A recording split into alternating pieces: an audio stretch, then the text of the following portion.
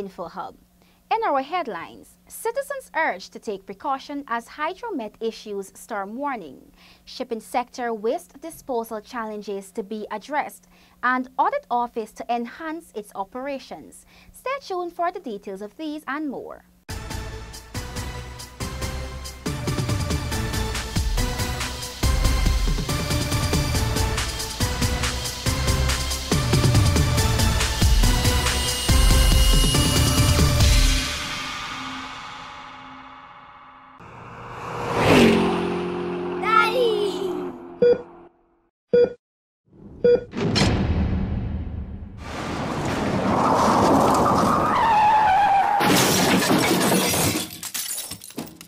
Thanks for staying with us.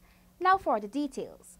Seneca Thorne tells us that the government is calling on all citizens to take heed of the weather watch warnings issued by the Ministry of Agriculture's Hydrometeorological Office. Over the last few days, regions 1, 6, 7, 8, 9, and 10 have felt the effects of strong winds and rains. Reports indicate that these storms were as a result of Hurricane Irma, which have destroyed several islands in the Caribbean.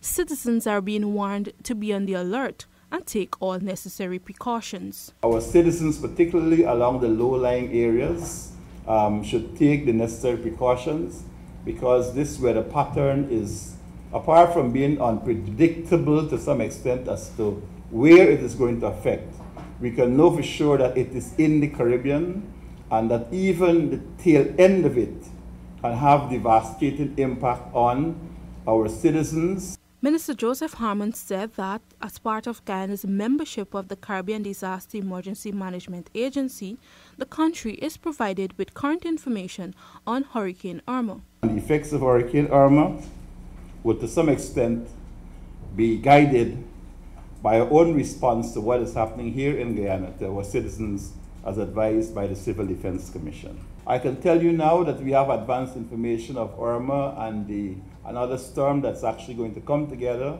to have a greater impact. We have the images, we've been provided with that. President David Granger has committed Guyana's support to Caribbean states affected by Hurricane Irma. Reports indicate that there has been severe destruction and at least 10 deaths across the Caribbean region. In the event of an emergency, persons can contact the CDC for or to provide information on telephone numbers 226-1114, 226-8815, 226-1027, or 225-5847. The mobile numbers are 623-1700 and 600-7500. Seneca Thorne for Info Hub. The Maritime Administration Department hosted a meeting with stakeholders to address waste disposal challenges in the shipping sector. Gabriela Patram tells us more. The one-day meeting will be part of a feasibility study being considered as part of a regional plan to tackle the proper disposal of solid waste both internally and externally.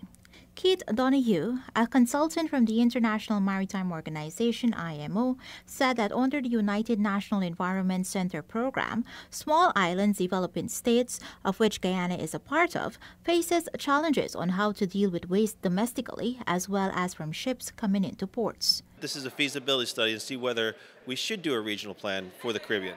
And if there is reason to do a regional plan, then we submit that to the International Maritime Organization, and if it's approved, eventually that could lead to regional arrangements.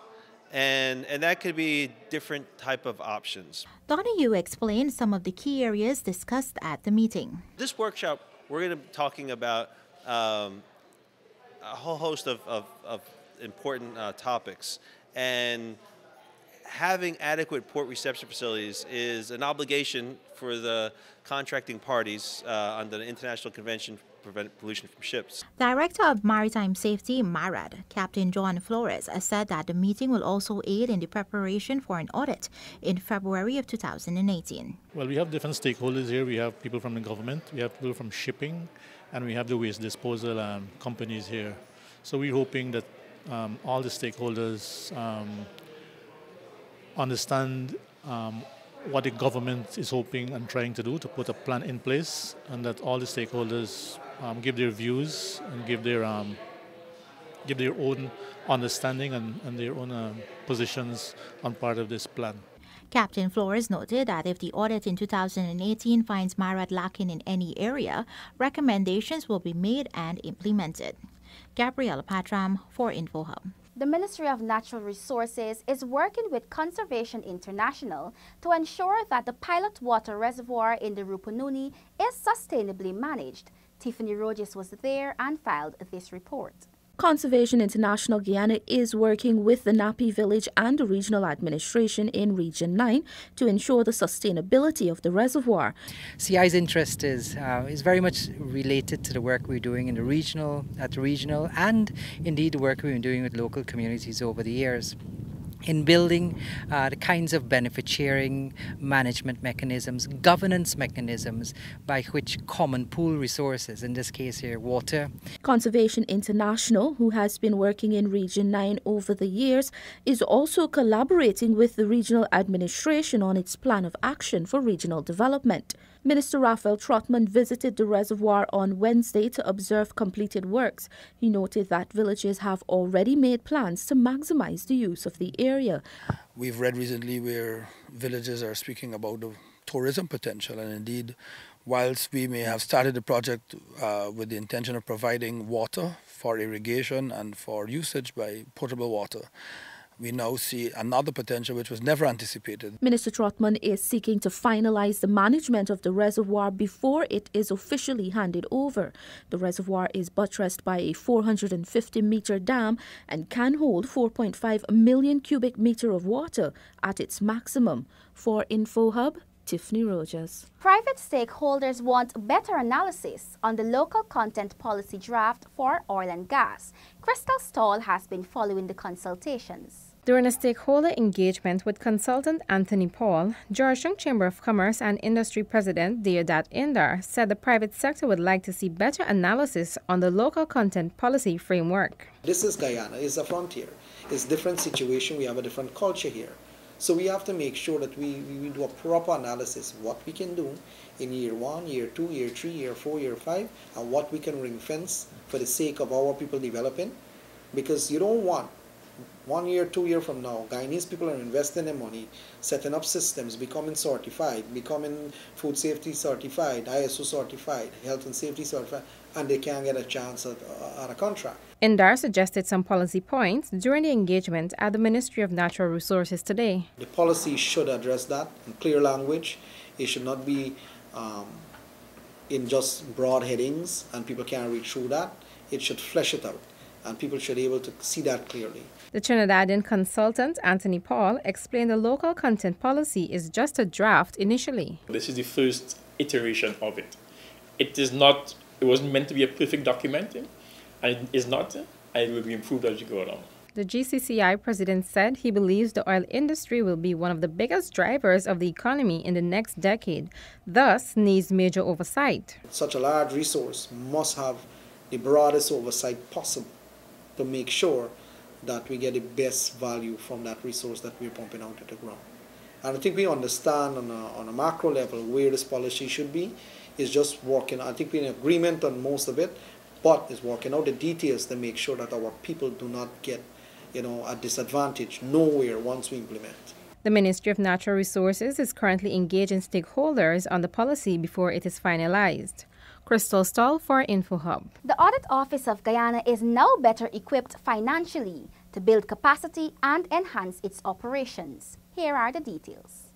The office this morning closed the last of 4 technical cooperation agreements, which will continue to support the modernization and strengthening of the audit office. President of the Georgetown Chamber of Commerce and Industry, Deodat Indar, explains. Under this agreement with the Audit Office of Guyana and the IDB, the Audit Office of Guyana has developed more capacity to perform complex audit investigations, including performance audits and forensic audits. The Inter-American Development Bank and the government-funded agreement was approved in December 2014 and began in 2015. IDB representative Sophie McConnell said the bank has supported the audit office from the beginning. After consultation and dialogue, we agreed with the audit office and the government at that point that there was a need to further enhance the efficiency of the audit office in auditing processes. And there were also identified the need to institutionalize best practices. Meanwhile, Accountant General Jennifer Chapman emphasized the importance of the collaboration between the Public Accounts Committee, Audit Office, and the Ministry of Finance to promote transparency and greater public accountability in Guyana. Realizing and maintaining public trust must be approached holistically as the threads of integrity, transparency, accountability unite to uphold all public administration and ultimately governance rules. IDB contributed approximately US $2 million towards the agreement and the government US $145,000. Thanks for watching. Connect with us 24/7 on our website and social media. Goodbye.